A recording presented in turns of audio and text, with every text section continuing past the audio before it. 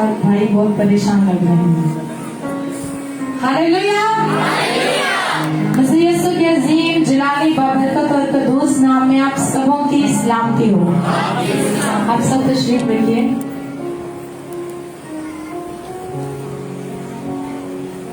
Church में आई हुई तमाम माओं को और ऑनलाइन जितनी फीमेल्स ने, जितनी माओं ने हमें ज्वाइन किया है, आप सबको मेरी तरफ से हैप्पी मदर्स डे।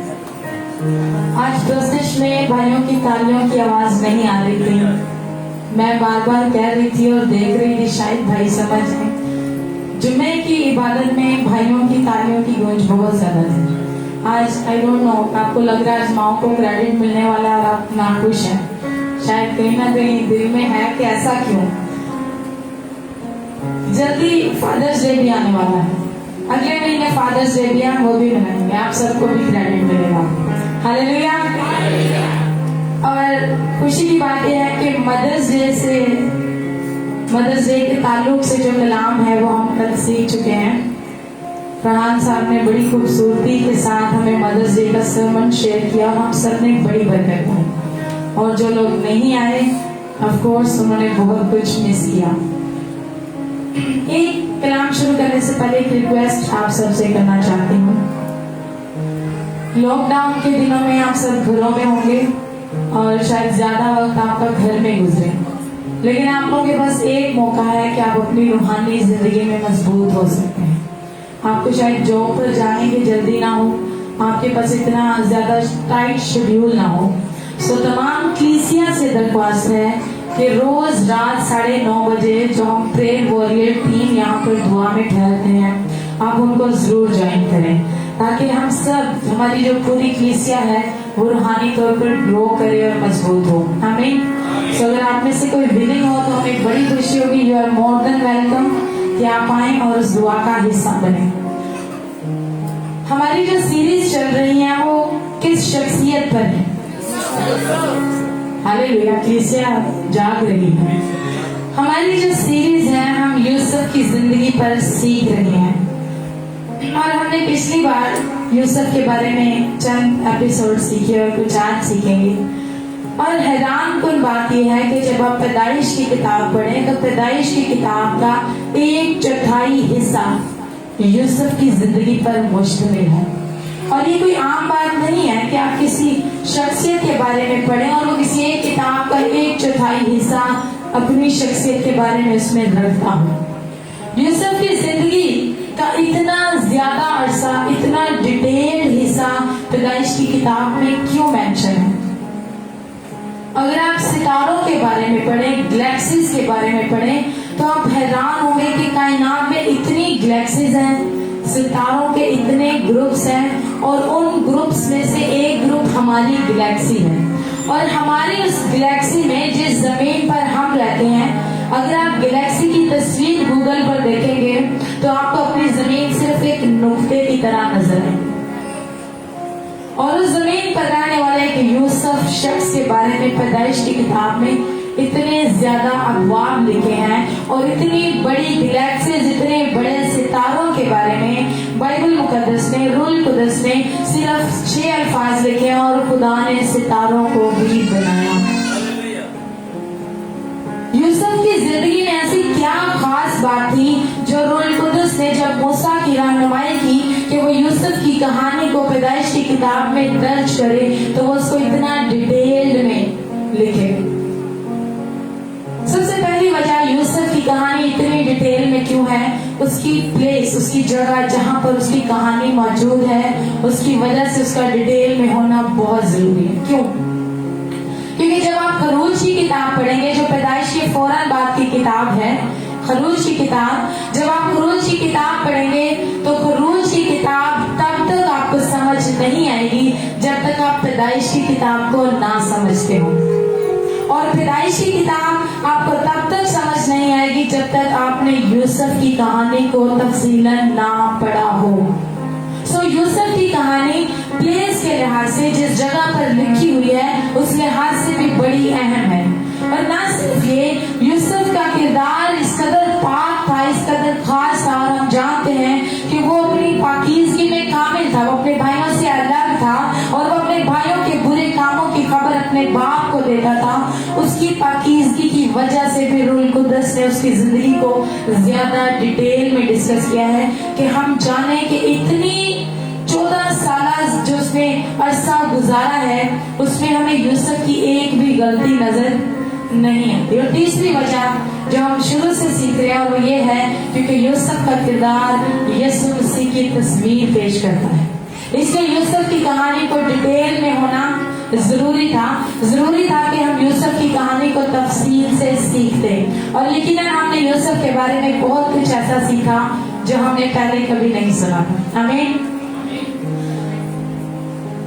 अब यूसुफ की कहानी में हमने पिछली बार 2 एपिसोड सीखे थे। पहला एपिसोड यूसुफ बाप का प्यारा बेटा, और यकीनन हमने ये भी सीखा कि यीशु भी अपने बाप का प्यारा बेटा है। दूसरा यूसुफ की जिंदगी में हमने एपिसोड सीखा और वो ये था कि यूसुफ एक सताया हुआ खादम, एक ठुकराया हुआ खादम।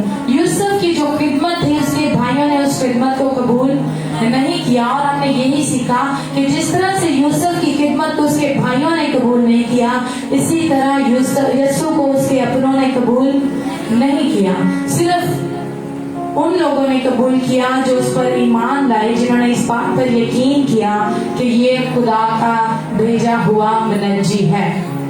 आज हम जो तीसरा एपिसोड यूसुफ की जिंदगी में से सीखेंगे और वो ये है कि यूसुफ सरबुलंद किया हुआ हाकिम। यूसुफ सरबुलंद किया हुआ हाकिम। अगर हम जो हमने हवाला अभी पढ़ा है उसकी 38वीं आयत से 44वीं आयत तक पढ़े तो बड़ी खूबसूरती से लिखा है, सो फिरौन ने अपने खादमों से कहा कि क्या हमको ऐसा आदमी जैसा ये है जिसमें खुदा की रूह है मिल सकता है? और फिरौन ने यूसुफ से कहा, चूंकि खुदा ने तुझे ये सब कुछ समझा दिया है इसलिए तेरी माने दानिश्वर और अक्लमंद कोई नहीं, सो तू मेरे घर का मुख्तार होगा और मेरी सारी रया तेरे हुक्म पर चलेगी, फकत तख्त का मालिक होने के सबब से मैं बुजुर्ग कर होगा। और फिरौन ने यूसुफ से कहा कि देख, मैं तुझे सारे मुल्क मिस्र का हाकिम बनाता हूँ। मैं क्या करता हूँ? तुझे सारे मुल्क मिस्र का क्या बनाता हूँ? हाकिम बनाता हूँ। और फिरौन ने अपनी अंगुष्ठी अपने हाथ से निकाल कर यूसुफ के हाथ में पहना दी और उसे बारीक कतान के लिबास में आरास्ता करवाकर सोने का तोग उसके गले में पहनाया, और उसने उसे अपने दूसरे रथ में सवार कराकर उसके आगे आगे ये मनादी करवा दी कि घुटने टेको, और उसने उसे सारे मुल्क मिस्र का हाकिम बना दिया। और फिरौन ने यूसुफ से कहा, मैं फिरौन हूँ और तेरे हुक्म के बगैर कोई आदमी सारे मुल्क मिस्र में अपना हाथ या पांव हिलाने ना पाएगा। और फिरौन ने यूसुफ का नाम सिफनाते फनी रखा, और उसने ओन के पुजारी पोतीफरा की बेटी असनात को उससे ब्याह दिया, और यूसुफ मुल्क मिस्र में दौरा करने लगा। वो यूसुफ जो ठुकराया हुआ था, वो यूसुफ जिसके भाई उससे नफरत करते थे, वो यूसुफ जिसके भाई उससे बुग़्ज़ रखते थे, वो यूसुफ जो अपने बाप का प्यारा था, जब उसको गड़े में डाला गया, जब उसको बेचा गया तो उसकी जिंदगी में दुखों का और तकलीफों का एक अरसा गुजरा।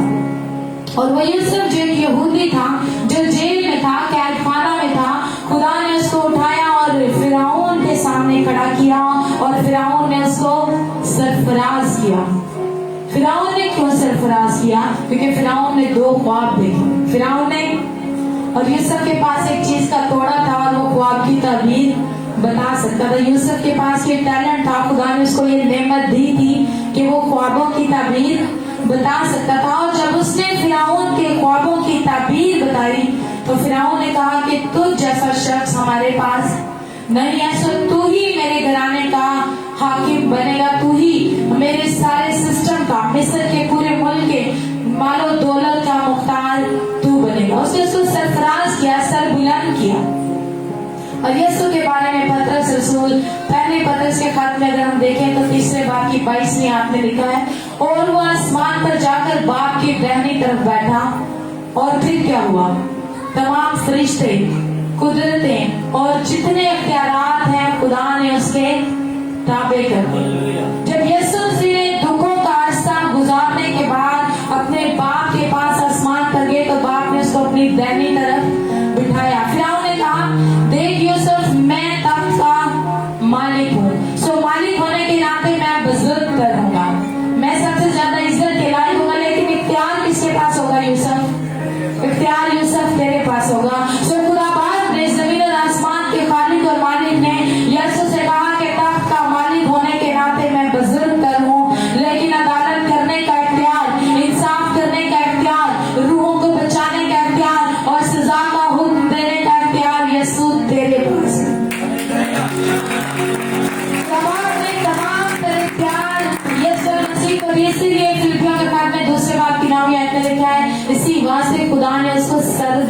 किया और उसे वो नाम बख्शा जो सब नामों से आला है। खुदा ने उसको सरफराज किया। जिस तरह यूसुफ सरफराज हुआ, सर बुलंद हुआ, खुदा पाक ने एग्जैक्टली इसी तरह यीशु को भी सर बुलंद किया। और आपको पता वो वक्त आता है कि हम सब यीशु के सामने होंगे, हम सब यीशु के सामने होंगे, हम यीशु से मिलेंगे।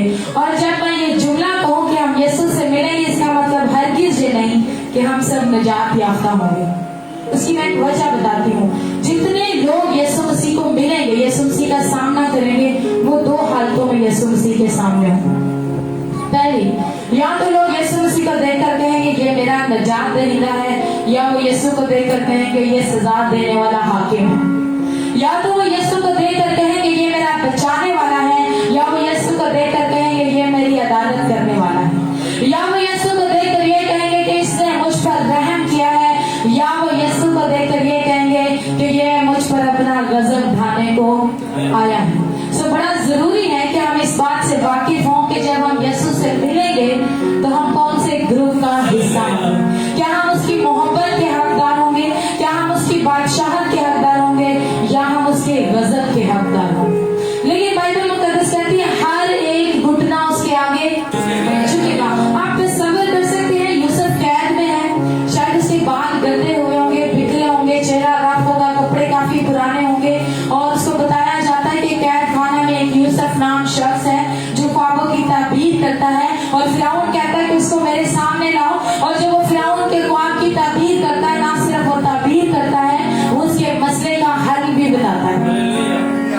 और बादशाह क्या करता है, अपनी अंगूठी उतारता है और बादशाह वाली अंगूठी यूसुफ को पहनाता है, बड़ी कतान लिबास यूसुफ को पहनाता है, और उसको रथ पर सवार करता है, और उसे कहता है इसके आगे आगे मनाती करो कि इसके आगे घुटना टेको। अब बहुत से लोग सोच रहे होंगे, कुछ वहां पे मैं समझी पोतीफर भी होगा, उसकी बीवी भी होगी, वो लोग भी होंगे जिन्होंने यूसुफ को वहां से खरीद कर लाए होंगे, और वो कहते होंगे ये तो वो यहूदी है जिसको हम इसके बड़े भाइयों से खरीद कर लाए थे, हम क्यों कर इसको सजदा करें, ये तो यहूदी है, हम इसे सजदा नहीं करेंगे। और वो शख्स जो आगे आगे मनाती करता होगा, उनको गर्दन से पकड़कर नीचे करता होगा और कहता होगा ये बादशाह का हुक्म है।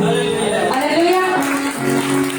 ये बादशाह का हुक्म है कि यूसुफ को सजदा किया जाए। इसीलिए पौलुस कहते हैं और खुदा ने उसको सर बुलंद किया और उसको वो नाम बख्शा जो सब नामों से आला है, ताकि यीशु के नाम पर हर एक घुटना झुके, हर एक घुटना, हर कौम, हर कबीला, हर नस्ल, हर रंग का शख्स उस वक्त यीशु को सजदा करेगा। हिटलर यीशु को सजदा करेगा। वो लोग जो मसीहियत के खिलाफ हैं, जिन्होंने मसीहियों को परेशान किया, जिन्होंने मसीहियों को जिंदा जलाया, जिन्होंने मसीहियों को कत्ल किया, वो सब एक दिन यीशु को बादशाह के तौर पर देखेंगे और उसको क्या करेंगे, सजदा करेंगे।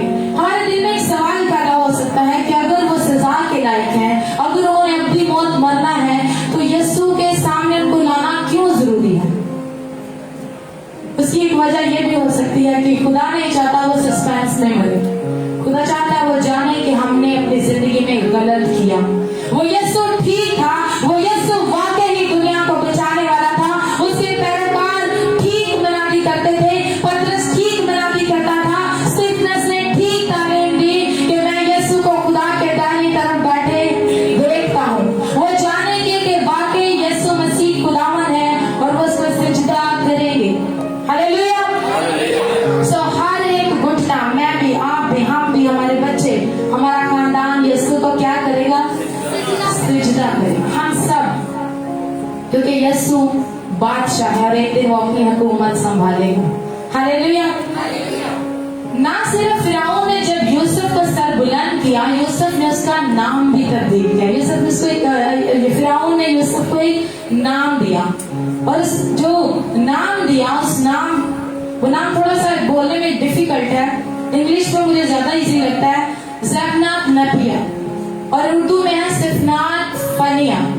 और सुनने में ये नाम जितना अजीब है, उतनी ज्यादा आप इस नाम के मतलब से बरकत पाएंगे, और इस नाम का मतलब है दुनिया का बचाने वाला। हालेलुया। तो फिरौन ने यूसुफ का जो नाम रखा, वो सिर्फ यूसुफ के लिए नहीं, बल्कि एक प्रोफेसी के तौर पे, पेशन गोई के तौर पे उसने यीशु मसीह का नाम जाहिर जाहिर किया कि यीशु मसीह दुनिया का बचाने वाला है, नजात देता है। टेलर हॉवर ने इस नाम की ज्यादा मिस्री जुबान में जो ट्रांसलेशन निकाली है, इस नाम का ये भी मतलब है वो शख्स जिसके पास खुदा की जितनी ताकत है, जो मौत और जिंदगी पर कंट्रोल रखता है। इस नाम का मतलब सिर्फ ये नहीं, इस नाम का मतलब ये भी लिया जाता है वो जो भेदों को अयां करता है, वो जो भेदों को खोलता है। और ये तीनों की तीनों सिफात मेरे रब के यीशु में है। हालेलुया। फिरौन ने यूसुफ को नाम बख्शा, फिरौन ने यूसुफ को नाम दिया क्योंकि फिरौन जानता था कि 7 साल फरमानी के बाद जब कहत आएगा तो पूरी दुनिया के पास एक ही उम्मीद होगी और वो यूसुफ है। इसलिए उसका नाम ऐसा रखा जिसका मतलब है दुनिया का बचाने वाला। और खुदा पाक ने यीशु को क्या नाम दिया? पौलुस कहते हैं खुदा ने उसको सर बुलंद किया, उसे वो नाम बख्शा जो सब नामों से कौन सा नाम? खुदावन। थियोलॉजिकली जो खुदा यीशु को नाम बख्शा गया वो खुदावन है, लॉर्ड। क्योंकि जो यहूदी थे वो खुदा को लॉर्ड कह के बुलाते थे, खुदा कह के बुलाते थे। और जब यीशु ने नजात का काम पूरा किया और आसमानी बाप के पास गया तो खुदा बाप ने उसको खुदावन होने का रुतबा दिया। और फिर ये पौलुस कहते हैं ताकि यीशु के नाम पर हर एक घुटना क्या करे? झुके, वो आसमानियों का हो, वो जमीनियों का, वो जो जमीन के नीचे, नीचे से मुराद कब्रों में जो पड़े हैं वो भी उठेंगे और यीशु को सिजदा करेंगे। हर एक जान यीशु नाम को सिजदा करेगी और खुदा के नाम को जलाल देने के लिए हर एक जुबान इकरार करेगी कि यीशु मसीह क्या है? खुदावन है। यीशु मसीह क्या है? खुदावन है। दुनिया जानेगी कि यीशु ठीक कहता था कि मैं और बाप एक है। हालेलुया। ना सिर्फ फिरौन ने यूसुफ को एक नाम दिया बल्कि उसने यूसुफ को एक दुल्हन भी दी। और आप जानते हैं यूसुफ को जिस लड़की से ब्याह था वो यहूदी लड़की नहीं थी, वो मिस्री लड़की थी। उसका नाम असनात था। वो एक ओन का पुजारी था जिसका नाम फुतीफरा था, उसकी बेटी थी। और शायद उसका बैकग्राउंड इतना अच्छा नहीं था, लेकिन बाइबल मुकद्दस में उसका बैकग्राउंड नहीं लिखा। लेकिन आप जानते हैं कि वो लड़की गैर कौम की थी। सो यूसुफ की दुल्हन कौन थी? गैर कौम की। यूसुफ की दुल्हन कौन थी? यहूदी नहीं थी। तो यीशु की दुल्हन कौन है? गैर कौम है। यीशु की दुल्हन कौन है? गैर। मैंने कहा यूसुफ की जिंदगी हमें यीशु की तस्वीर पेश करती है। जब यूसुफ के पास उसकी दुल्हन को लाया गया तो वो एक यहूदी, उसकी अपनी कौम की लड़की नहीं थी बल्कि गैर कौम की लड़की थी। और बाइबल मुकद्दस ने आसनात के बारे में कोई ज्यादा डिटेल नहीं लिखी। आप जानते हैं क्यों?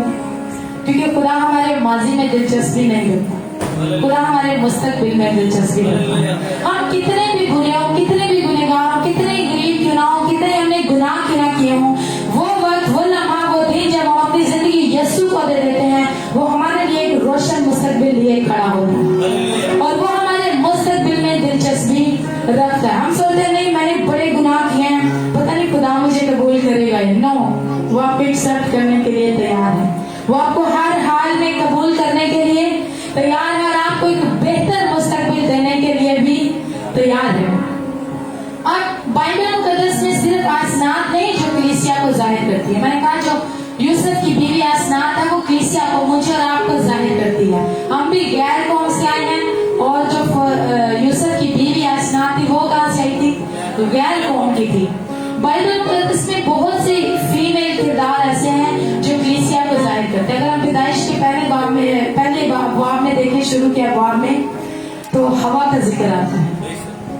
हवा कलीसिया को जाहिर करती है। कैसे? हवा को कैसे निकाला गया? आदम को एक जख्म दिया गया, उसकी कट लगाया गया और उसकी पसली में से हवा के वजूद को लिया गया। आप जानते हैं कलीसिया का वजूद कहाँ से है? यीशु मसीह के जख्मों से।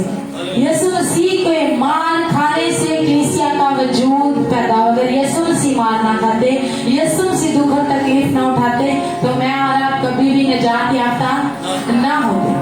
ना सिर्फ ये बल्कि इसहाक की बीवी रिबका कलीसिया की तस्वीर पेश करती है। हमने जब हम सलीब के पैगाम की सीरीज सीख रहे थे तो हमने उसमें हमने सीखा था कि इसहाक यीशु मसीह के किरदार की तस्वीर पेश करता है। हमने इसहाक की जिंदगी की सिर्फ एक वाक्य पर सीखा था। हम कभी इसहाक की पूरी जिंदगी पर भी सीखेंगे कि इसहाक की पूरी जिंदगी मुकम्मल तौर पर यीशु मसीह की तस्वीर को पेश करती है। लेकिन एक वाक्य जो हमने सीखा था कि जब कोई कलवरी पर इसहाक कुर्बान होने के लिए जाता है, वो बिल्कुल तरीकेकार और बिल्कुल पैटर्न वही था जिस पैटर्न के मुताबिक यीशु मसीह को कलवरी पर गए थे। अब इब्राहिम ने अलीअज़र से कहा, इब्राहिम जो खुदा बाप की तस्वीर पेश करता है, उसने अलीअज़र से कहा मेरे बेटे इसहाक के लिए एक दुल्हन का एक बीवी लेके आओ। और अलीअज़र जो रूह कुद्दुस को पेश करता है, वो जाता है और रिबका को लेकर आता है। आपको पता है रिबका कलीसिया की तस्वीर तो पेश करती है, लेकिन कौन सी कलीसिया? रिबका कलीसिया के ईमान की तस्वीर पेश करती है। आपको पता है रिबका इसहाक को नहीं जानती, उसने कभी देखा नहीं था, लेकिन वो अलीअज़र की बात मानकर इसहाक की बीवी बनने के लिए उसके साथ चली आई। हमें से किसी ने यीशु को नहीं देखा, हमने यीशु को जमीन पर जिंदगी गुजारते नहीं देखा, हमने यीशु को सलीब पर मरते नहीं देखा, हमने यीशु को तब भी नहीं देखा जब वो जिंदा आसमान पर उठाए गए। तो फिर हम क्यों उसकी कलीसिया, हम क्यों समझते हैं कि हम उसकी दुल्हन है? सिर्फ ईमान की वजह से। हमारा ईमान है और रिबका मुकम्मल तौर पर कलीसिया के ईमान की तस्वीर पेश करती है। और यीशु ने कहा मुबारक है वो जो बगैर देखे ईमान लाए, और ये है यीशु की दुल्हन। इसीलिए तो यीशु ने आपको अपनी दुल्हन कहा। सबसे क्लोज रिलेशन कि ये कलीसिया मेरी क्या है? दुल्हन है। और यीशु अपनी दुल्हन से बहुत प्यार करता है, उसने आपको अपने कीमती लहू से खरीदा है। और अलीअज़र जो कि रूह कुद्दुस की तस्वीर पेश करता है, फॉर्मेशन ऑफ चर्च की तस्वीर को पेश करता है। जिस तरह अलीअज़र ने गया और अपनी खिदमत को किया, इसी तरह से रूह कुद्दुस जमीन पर इस वक्त अपनी खिदमत कर रहा है। वो कलीसियाओं को, खानदानों को, लोगों को तैयार कर रहा है ताकि जब वो बादशाह अपनी बादशाहत को कायम करे तो ये दुल्हन उसके साथ हो। आमीन। अगर रिबका कलीसिया के ईमान की तस्वीर पेश करती है, तो फिर यूसुफ की बीवी आसनात किसकी तस्वीर पेश करती है? यकीनन वो भी कलीसिया की तस्वीर पेश करती है, लेकिन वो कलीसिया के मुस्तकबिल को पेश करती है। कैसे? हम ये कलीसिया है, हम दुल्हन है, लेकिन अभी तक हम अपने दुल्हा के पास नहीं गए। अभी भी ये पूरी कलीसिया अपने दुल्हा के पास नहीं गई। इसलिए आसनात ने मुस्तकबिल को दिखाया कि वो वक्त आता है जब यीशु मसीह एक बादशाह के तौर पर आएगा, तो ये दुल्हन उसके साथ उसकी बादशाहत में शामिल हो जाएगी। आपको पता है आसनात का माजी जैसा भी हो, उसका मुस्तकबिल बहुत रोशन था। क्यों? क्योंकि वो मिस्र के सबसे ज्यादा समझदार इंसान की बीवी बनने जा रही थी। वो मिस्र के सबसे अमीर तरीन शख्स की बीवी बनने जा रही थी। ना सिर्फ ये, बल्कि वो मिस्र के सबसे खूबसूरत तरीन शख्स की बीवी बनने जा रही थी। आपको पता है ये दुल्हन के साथ क्या होने वाला है? ये दुल्हन की पूरी दुनिया के सबसे अमीर शख्स की बीवी बनने जा रही है। ये दुल्हन दुनिया के सबसे अमीर तरीन, सबसे हिकमत वाले शख्स और सबसे खूबसूरत, यानी मेरे और आपके यीशु की दुल्हन बनने जा रही है। हालेलुया। यूसुफ की जिंदगी यीशु मसीह की तस्वीर पेश करती है। हमने तीसरा एपिसोड जो यूसुफ की जिंदगी में देखा कि यूसुफ को सरबुलंद किया गया, और यकीनन यीशु भी सरबुलंद हुआ, और यीशु मसीह बहुत जल्द आने वाला है, अपनी बादशाहत को कायम करेगा। जो आखिरी और चौथा एपिसोड यूसुफ की जिंदगी में हम देखते हैं, वो है यूसुफ एक मुतलाशी मुनज्जी, सीकिंग सेवियर। आपको पता है यूसुफ जब बादशाह के पास गया तो बादशाह ने उससे मशवरा नहीं लिया। बादशाह ने तो नहीं पूछा हम क्या करें। यूसुफ ने ख्वाब की ताबीर बताने के फौरन बाद बताया कि अब आपको ये करना चाहिए कि आप एक दानिशमंद शख्स को लें, उसको अपनी सारी हुकूमत का हाकिम बनाए, मुख्तार बनाए, और वो क्या करे, 7 साल जो फरावानी के हैं, उन 7 सालों में जो खुराक बनती है, जो पैदावार हो, उसका 5वां हिस्सा हर बार रख छोड़े, ताकि सेविंग करे, जमा करे, और 7 साल जो कहत के आने वाले हैं उनमें वो लोगों को खाना मुहैया कर सके। यूसुफ अपने दिल में लोगों के लिए, दुनिया के लिए ऑलरेडी तलाश रखता था। वो बेहतरी करना चाहता था, वो दुनिया को बचाना चाहता था, दुनिया के लिए बेहतरी का इरादा रखता था। इसलिए जब उसने ये प्लान फिरौन को दिया तो फिरौन ने फौरन से ये फैसला किया कि इसके जितना समझदार शख्स हमें और कोई मिल नहीं सकता। सो उस वक्त अगर आप 41वें बात की 55 और 57 वर्ष देखें तो उसमें लिखा है कि उस वक्त जब भूख और प्यास की हालात बुरे थे, खाने को कुछ नहीं था, तो लोग यूसुफ के पास आ रहे थे। मैं 55 वर्ष से पढ़ने लगी हूँ। और जब मुल्क मिस्र में लोग भूखों मरने लगे तो रोटी के लिए फिरौन के आगे चिल्लाए। किसके आगे चिल्लाए? फिरौन के आगे। फिरौन ने मिस्रियों से कहा कि यूसुफ के पास जाओ। उसने क्या कहा? किसके पास जाओ? यूसुफ के पास। जो कुछ वो तुमसे कहे सो करो। और तमाम हुई जमीन पर काल था, सिर्फ मुल्क मिस्र में नहीं बल्कि पूरी दुनिया में काल था। और यूसुफ ने क्या किया? और यूसुफ अनाज के खत्तों को खुलवा कर मिस्रियों के हाथ बेचने लगा और मुल्क मिस्र में सख्त काल हो गया। और सब मुल्कों के लोग अनाज मोल लेने के लिए यूसुफ के पास मिस्र में आने लगे, क्योंकि सारी जमीन पर सख्त काल पड़ा था। उस वक्त जब भूख थी, प्यास थी, लोग मर रहे थे, तो पूरी दुनिया के पास सिर्फ एक उम्मीद थी, और वो कौन था? यूसुफ था। कौन था? आज जब लोग रोना से खौफजदा है, बीमारियों से, तकलीफों से, परेशानियों से, लड़ाई झगड़ों से परेशान है, तो उनके पास भी सिर्फ एक उम्मीद है, और वो कौन है? यीशु। आपको पता है यूसुफ ने इतना अनाज जमा किया, इतना माल जमा किया कि वो हिसाब नहीं रख पाए उन 7 सालों में, क्योंकि यूसुफ के पास बरकत थी। वो जब 45 के घर में था, जिस काम को हाथ लगाता था वो बरकत होता था। तो जब फिरौन ने 7 साल मुकम्मल तौर पर यूसुफ के हैंड ओवर कर दिए, तो पूरे मिस्र में फरावानी कितनी ज्यादा हुई होगी, और इतना माल जमा किया कि अब उनके पास हिसाब नहीं था। तो यीशु के पास आपके लिए बेहिसाब बरकत है। यीशु के पास आपके लिए बेहिसाब देने को नेमते हैं, और वो आपको देने की कुदरत भी रखता है। वो आपकी जरूरियात को पूरा भी करना चाहता है। और जब लोग फिरौन के पास जाते, मिस्री लोग चिल्लाते, फिरौन हम भूख से मर रहे हैं, खाने को नहीं है, हमें कुछ मुहैया कर, तो वो क्या कहता? किसके पास जाओ? यूसुफ के पास। और जब लोग नजात के लिए, गुनाहों के कफारा के लिए, अपनी मुश्किलों से आजाद होने के लिए खुदा बाप के पास जाते हैं, तो खुदा बाप कहता है किसके पास जाओ? यीशु के पास। यीशु ने कहा राह, हक और जिंदगी, मैं हूँ जिंदगी की रोटी, जिंदगी का पानी, कोई मेरे सिवा बाप के पास मुमकिन नहीं। जिस तरह खाने पीने के लिए, जिंदा रहने के लिए, पेट भरने के लिए लोगों को यूसुफ को सजदा करना जरूरी था, लोगों को यूसुफ के पास जाना जरूरी था, बिल्कुल उसी तरह आज लोगों को गुनाहों से आजादी के लिए यीशु के पास जाना जरूरी है। आज लोगों को यीशु के पास जाने की जरूरत है। और खुदा बाप कहता है मैं इस मामले में कुछ नहीं कर सकता, क्योंकि उसने सारा कुछ किसको सौंप दिया है? अपने बेटे यीशु को। यीशु के पास इख्तियार है मुझे और आपको गुनाहों से आजाद करने का। सो मैं नहीं, हर वो शख्स, आप नहीं, हर वो लोग, हर वो कौम, हर वो कबीला जो गुनाहों से और इस मौत से आजादी चाहता है, उसको किससे राब्ता करने की जरूरत है? उसको यीशु से राब्ता करने की जरूरत है। इसलिए रसूलों के अमाल 4 बाब की 12वीं आयत में लिखा है, और किसी दूसरे के वसीला से न जान, आवाज में, और किसी दूसरे के वसीला से न जान, क्योंकि आसमान के तले आदमियों को कोई दूसरा नाम नहीं बख्शा। खुदा ने कोई और दरवाजा नहीं रखा, एक ही दरवाजा, वो कौन है? यीशु है। यीशु ने कहा जिंदगी का दरवाजा मैं।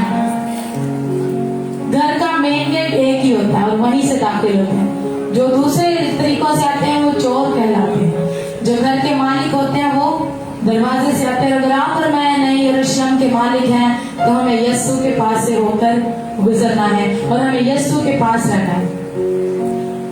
यूसुफ के दिल में मिस्रियों के लिए, पूरी दुनिया के लिए फिक्र थी, परेशानी थी, वो उनको बचाना चाहता था। उसने एक अच्छे मंसूबे के तहत ये सब किया और वो कामयाब हुआ। लेकिन आप जानते हैं एक दिन ऐसा आया कि उसके अपने भाई इसके पास अनाज मांगने के लिए, अगर हो सके तो 41वां, 42वां, 43वां और 44वां बाब आप घर जाकर जरूर पढ़िएगा।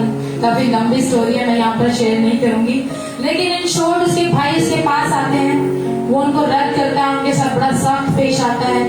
काफी फिर दोबारा आते हैं, फिर उनको भेजता है। जब वो आते हैं तो फिर जब वो बिलिया में इनको लेके आते हैं, यूसुफ के भाई को लेकर आते हैं। यूसुफ का जो छोटा भाई होता है, जब उसको लेके आते हैं, उसके बाद यूसुफ की बर्दाश्त खत्म हो जाती है।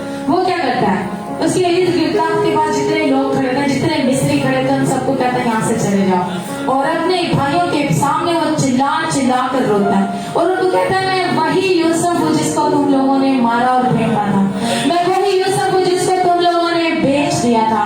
आपको पता यूसुफ इतना लाउडली रोया, इतना जोर से रोया कि सारे लोगों ने बाहर आवाजें सुनी। यही नहीं बल्कि फिरौन तक भी उसके रोने की आवाज हुई। और यूसुफ ने अपने भाइयों से इस बात का इकरार किया और उनसे कहा कि मैं यूसुफ हूँ। और उनसे फौरन पूछा क्या मेरा बाप जीता है? वो बाप जो मुझसे बहुत मोहब्बत करता था, वो बाप जो मेरी फिक्र करता था, मुझे ये जानना है कि क्या वो ठीक है। उसके भाइयों ने जब उससे बातचीत की और यूसुफ ने अपनी मोहब्बत का इजहार किया, और आप जानते हैं उसके भाई कुछ भी कर लेते, वो नहीं पहचान सकते थे कि ये यूसुफ है, क्योंकि अब यूसुफ वो 17 साल का बच्चा नहीं रहा था। यूसुफ एक जवान शख्स था, उसके बाल थे, अब उसकी लुक चेंज हो चुकी थी, उसके कपड़े चेंज थे, और सबसे बढ़कर जिस जगह पर वो बैठा था वो इमेजिन भी नहीं कर सकते थे कि जिस यूसुफ से आपने इतनी नफरत की कि उसको भेज दिया, वो मिस्र में जाकर क्या हुक्मरान बन सकता है। वो नहीं पहचाना। आपको पता है यूसुफ ने खुद अपने भाइयों पर ये बात जाहिर की कि मैं यूसुफ हूँ। उसने खुद अपने भाइयों को, उसके भाई उसको नहीं पहचान सकते। और मैं आपको एक चीज बता दूं, कुछ भी हो जाता, हम यीशु मसीह को, खुदा को और उसके मंसूबे को नहीं पहचान सकते जब तक यीशु मसीह जमीन पर खुद आकर ये बात जाहिर ना करे। यीशु मसीह ने खुद आकर हमारे दरमियान रहकर बाप की मोहब्बत को हम पर जाहिर किया। वो हमसे आज भी यूसुफ ने खुद अपना आप उन पर जाहिर किया। और मैं आपको बताऊं यूसुफ ने इसलिए अपना आप उन पर जाहिर नहीं किया कि उनसे नफरत का इजहार करता या उनको सजा देता या उनको डिग्रेड करता, बल्कि वो अपने भाइयों के लिए अपने दिल में मोहब्बत रखता था। उसको अपने बाप से, अपने छोटे भाई बिन्यामीन से मोहब्बत थी। वो उनकी मोहब्बत में फिक्रमंद हुआ और उसने उनसे इजहार किया कि मैं तुम्हारा वही भाई। आपको पता है अगले 45 से बाकी चौथी और 5वीं आयत निकाले, या बड़ी खूबसूरत वर्डिंग है, मैं डायरेक्ट पढ़ना चाहूंगी। यूसुफ ने ना सिर्फ अपने भाइयों पर जाहिर किया, बल्कि उसने अपने भाइयों को माफ भी किया। और यही नहीं कि माफ करके कहा कि अब आप चले जाए, बल्कि कहा कि सब मेरे पास है। हालेलुया। लिखा है 4वीं और 5वीं आयत में वो, और यूसुफ ने अपने भाइयों से कहा जरा नजदीक आ जाओ। उसने अपने भाइयों से क्या कहा? जरा नजदीक आ जाओ। और वो नजदीक आए तब उसने कहा मैं तुम्हारा भाई यूसुफ हूँ जिसको तुमने बेचकर मिस्र पहुंचवाया। और इस बात से कि तुमने मुझे बेचकर यहाँ पहुंचवाया, ना तो गमगीन हो और ना अपने दिल में परेशान हो, क्योंकि खुदा ने जानों को बचाने के लिए मुझे तुमसे आगे भेजा। यूसुफ ने नहीं कहा कि अब तुम लोगों की शामत है, आप बताओ किधर भागोगे, जब मैं छोटा बच्चा था तुम लोगों ने मेरे साथ क्या सलूक किया। उसने कहा नहीं, फिक्रमंद नहीं होना, आप लोग परेशान नहीं हो। खुदा ने एक मंसूबा के तहत मुझे तुमसे पहले यहाँ भेजा ताकि मैं मिस्र में ये हालात पैदा कर सकूं, बेहतरी को ला सकूं। आपको पता है यूसुफ ने अपने भाइयों के गुनाहों को छोड़ना नहीं दिया। उसने ये नहीं कहा कोई बात नहीं, आपने मुझे गड्ढे में फेंका, कोई मसला नहीं, कोई बात नहीं, आपने मुझे बेचा, ये कोई मसला नहीं। उसने उनके गुनाहों को छोटा नहीं किया, बल्कि उसने अपने फजल को बड़ा किया, उसने अपनी मोहब्बत को बड़ा किया, और उसने उनको इल्जाम नहीं दिया, बल्कि उनसे कहा कि ये खुदा का मंसूबा था ताकि पूरी दुनिया की जानों को बचाया जा सके। उसने उनको माफ किया। और आप जानते हैं यीशु मसीह ने सलीब पर क्या कहा? ऐ बाप इनको माफ कर, क्योंकि ये नहीं जानते कि क्या करते हैं, लेकिन बाप मैं जानता हूँ कि क्या हो रहा है। और यूसुफ जानता था कि जितने मेरे भाइयों ने मेरे साथ बदी करने का इरादा किया, खुदा ने उसी बदी से मेरे साथ नेकी करने का कसद कर लिया ताकि बहुत सी जानों को बचा सके। और ऐसा हुआ, मिस्र में खुराक होने के बाद दुनिया के बहुत से ममालिक जिंदा रह सके, बहुत से लोगों को खुराक मिली, बहुत से लोगों ने खाना खाया। यीशु खुदा बाप ने यूसुफ के जख्मों को उसकी गवाही बना दिया, यूसुफ की नाकामियों को उसकी कामयाबी बना दिया, यूसुफ की कैद को उसकी आजादी बना दिया, और उसकी गुलामी को खुदा ने यूसुफ की हाकमियत बना दिया। और वो आपकी जिंदगी में भी ये मौजज़ा करने को है। आपकी जिंदगी में जितने दुख या तकलीफें हैं, खुदा बाप उनको आपकी जिंदगी में बेहतरी लाने के लिए इस्तेमाल करने वाला है। आप जानते हैं दुनिया की नजर में कोहे कलवरी पर यीशु मसीह को सलीब दिया जाना दुनिया का सबसे बदतरीन वाक्य है, दुनिया की सबसे बड़ी ट्रेजेडी है। लेकिन खुदा की नजर में पूरी दुनिया के लिए वो दिन जब यीशु मसीह ने सलीब पर जान दी, पूरी दुनिया के लिए फतह का दिन था, पूरी दुनिया के लिए फतह का दिन था। क्योंकि यीशु मसीह ने जब कहा तमाम हुआ, उसी लम्हे मेरे और आपके गुनाहों का कर्ज अदा हो गया और मैं और आप हमेशा की जिंदगी के वारिस हो चुके हैं। आखिर में यूसुफ ने काम किया, ना सिर्फ उसने अपने भाइयों को माफ किया और उनके साथ फिर से ताल्लुकात बेहतर किए, उसने अपने भाइयों से कहा जाओ और इसराइल को, यानी मेरे बाप को इसराइल को मेरा पैगाम दो कि वो यूसुफ जो छोटा था, वो यूसुफ जो बेबस था, वो यूसुफ जो कैद में गया था, वो यूसुफ जो दुखों में था, अब अमीर है, अब वो हाकिम है, अब वो गरीब नहीं रहा, वो बहुत अमीर है, उसके पास खाने के लिए बहुत कुछ है। उसने अपने भाई से कहा इसराइल से को अपनी भेड़ बकरियां, अपनी गाय बैल सब कुछ ले आए, मेरे पास सबको खिलाने के लिए है। उसने इसराइल को पैगाम भेजा। आज यीशु की इसराइल कौन है? हम हैं। यीशु मसीह की इसराइल कौन है? और यीशु मसीह कहता है कि जाओ और मेरी इसराइल को पैगाम दो कि मैं बहुत जल्द आने वाला हूँ और तुम लोगों के लिए मेरे पास रखने की बहुत जगह है। यीशु मसीह ने कहा मैं जाता हूँ और तुम्हारे लिए क्या तैयार करता हूँ, जगह तैयार करता हूँ, ताकि क्या करूँ, तुम लोगों को भी किधर ले जाऊं, अपने साथ ले जाऊं। यीशु मसीह आपसे इस कदर मोहब्बत करते हैं। बेशक आपने यीशु मसीह को ठुकराया हो, आपने यीशु मसीह को कभी नापसंद किया हो, आपने यीशु मसीह की मोहब्बत को ठुकराया हो, उसकी सलीबी कुर्बानी को ठुकराया हो, लेकिन वो फिर भी आपसे अपने जलाल को शेयर करना चाहता है। वो आपसे अपने यीशु खुदा बाप के बेटे होने के हक को शेयर करना चाहता है। यही नहीं, वो उस बात की जो अपनी जिंदगी की विरासत है वो आप सबके साथ शेयर करना चाहता है। वो कहता है कि मैं तुम सबको वहां पर अपने साथ लेकर जाना चाहता हूँ। कहाँ? जहाँ पर मेरे पास दौलत है। अब यीशु मसीह मार खाने के लिए नहीं आएंगे, अब वो दुख सहने के लिए नहीं आएंगे, अब परेशानियों के लिए नहीं आएंगे, अब कोड़े खाने के लिए नहीं आएंगे, बल्कि अदालत करने के लिए आएंगे। और वो चाहता है, वो यीशु चाहता है कि आप सब उसके साथ मिलकर अदालत करें। क्योंकि ईमानदार क्या करेंगे? फरिश्तों की अदालत करेंगे। और यीशु मसीह की यूसुफ की तरह ख्वाहिश है कि उसके तमाम भाई भी उसके साथ उस अदालत का हिस्सा बने। और वो आप सबसे इस कदर मोहब्बत रखता है कि आपको अपनी बादशाहत में शामिल कर लेना चाहता है। हमारे पास वक्त है, शायद हम थोड़े सुस्त हो, काहिल हो, परेशान हो, फिक्रों में हो, बहुत से एम्बिशियस हो जिंदगी में, लेकिन यीशु चाहता है कि हम इस बात को जानें कि उसने हमारे लिए महल तैयार किए हैं। वो चाहता है हम उन महलों में रहें, हम भूखे प्यासे, और जब दुनिया मरेगी तो हम नहीं मरेंगे। हमारे पास एक आसमानी यूसुफ होगा जिसके पास सब कुछ होगा और वो हम सबको अपने साथ वहां पर ले जाएगा। खुदावंद आज के पाक कलाम के सिलसिले से सबको बोलेगा। जोरदार तालियां इस खूबसूरत कलाम के लिए। बेशक हमारे लिए एक आसमानी यूसुफ है जो हमें ले जाने के लिए तैयार है।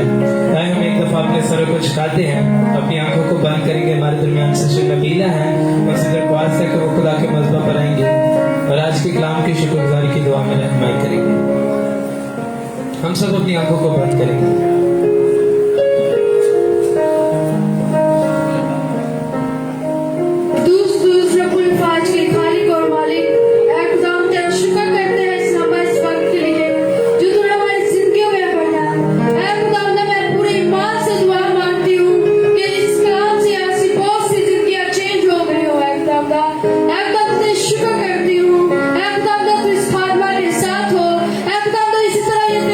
लोगों तक पहुंचाने वाली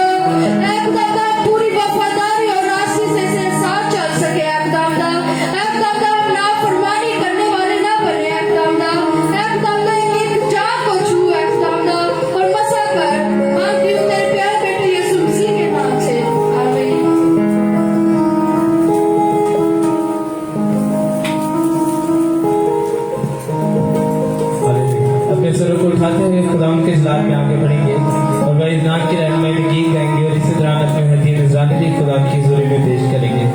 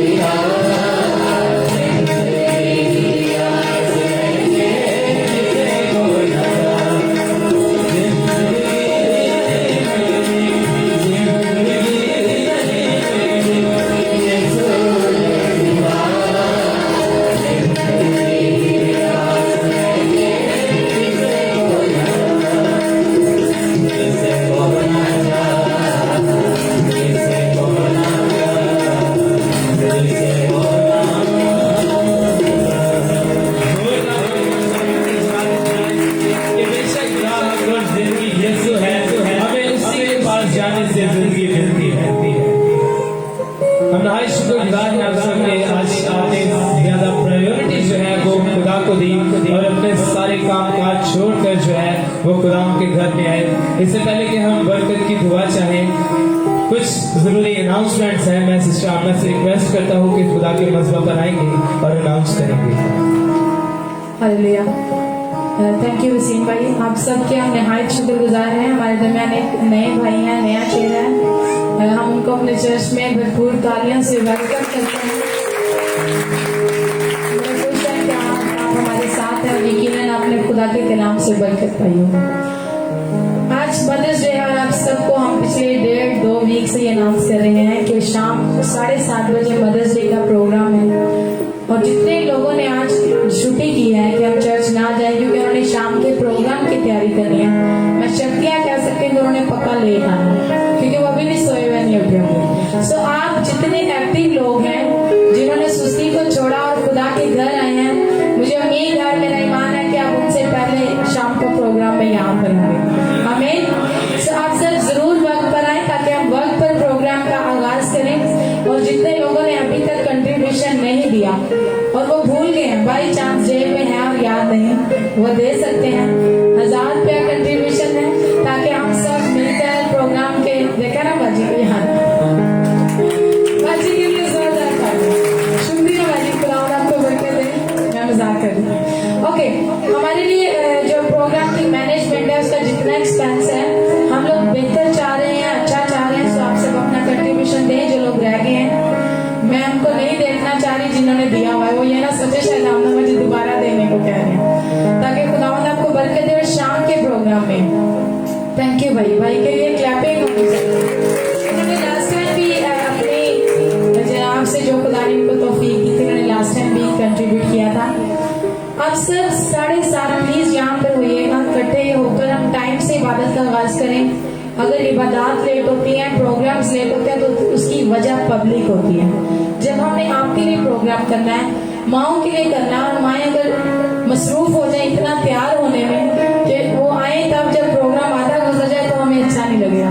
सो हम तमाम माओं का वेट करेंगे कि वो आए, फिर हम प्रोग्राम का आगाज करें। तो जितनी मदर्स हैं हम सबसे दरख्वास्त है कि आप सब टाइम पर आए ताकि हम सब आज के शाम के प्रोग्राम को बेहतर तरीके से सेलिब्रेट कर सकें। खुदा आप सबको बरकत दे। शुक्रिया।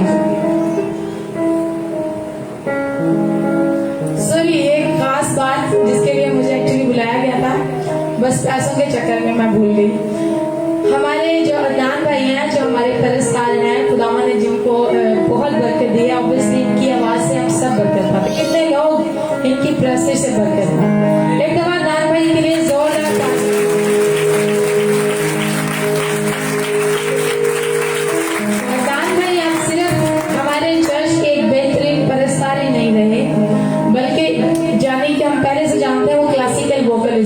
क्लासिकल म्यूजिक करते हैं और अब कल से उनका लाइसेंस आ गया है। वो हाई कोर्ट के एडवोकेट हैं और गुड लाइफ चर्च के पास। मैं आपको एक ऑनेस्ट बात बताऊं, हमने डैडी का एक मैसेज सीखा था कि यीशु हमारा वकील है। जो वकील होता है उसका रोब भी बड़ा होता है। अब आप कहीं भी इनको लेके जाके ये हमारे वकील हैं, वो कहेंगे सर बैठे इधर, वकील साहब का रोब है। सो चर्च का जो गुड लाइफ चर्च का रोब बढ़ गया क्योंकि हमारे पास एक वकील है और हाई कोर्ट के एडवोकेट। हम खुदावंद के नहायत शुक्रगुजार हैं। ये सारा इज्जत और जलाल यीशु नाम को, तमाम तरह नेमते बरकतें वो अपने लोगों में बांटता है। हम खुदा के नहायत शुक्रगुजार हैं और इस मामले में आप सबके लिए मिठाई भी आई है। सो आप इबादत के बाद जब खत्म होगी मिठाई खाकर जाइएगा, दोबारा भी ले सकते हैं आप अगर किसी को ज्यादा पसंद है, लेकिन सलीम भाई को मिलना पड़ेगा। सो खुदा आप सबको बरकत दे। बहुत शुक्रिया। डॉक्टर लियाकत से दरख्वास्त है कि वो खुदा के मजहब पर आएंगे और एक जरूरी पुकार है जो आप सबके सामने पेश करेंगे।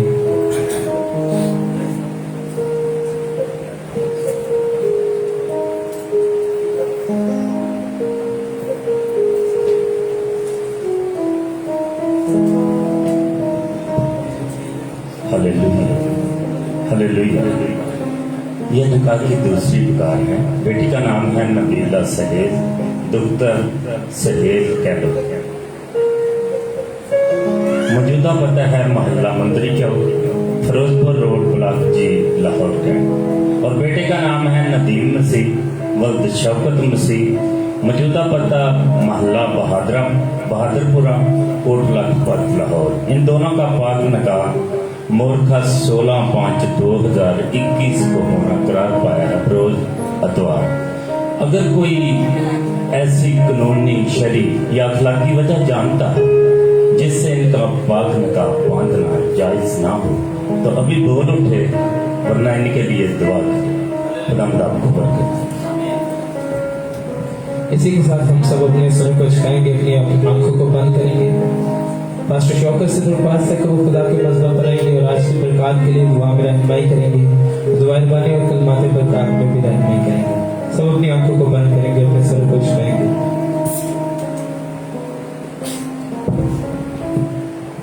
आए हम दुआ मांगे। मसीह यीशु में हमारे बुजुर्ग जिंदा आसमानी बाप,